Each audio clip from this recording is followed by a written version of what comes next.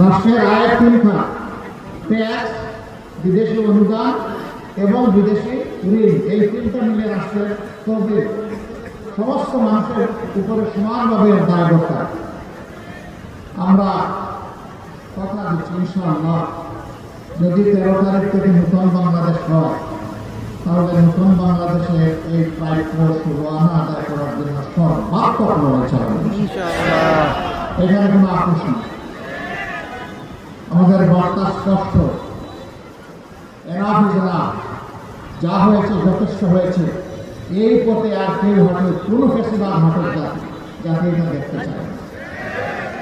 আমরা মিথ্যা কোনো আশ্বাস জাতিকে দেবো না, কিন্তু একটা কথা আল্লাহ তাআলাকে সাক্ষী রেখে বলবো, বাংলাদেশের মানুষের জীবন, সম্পদ এবং ইজ্জত এই তিনটার হবো ইনশাআল্লাহ আমরা পাহাড়। এদেশের মালিক হব না, জনগণের সেবক হব। আর প্রতি বছর জনপ্রতিনিধিরা তাদের পারিবারিক সদস্যদের সহ জাতির সামনে তাদের সম্পদ বিবরণ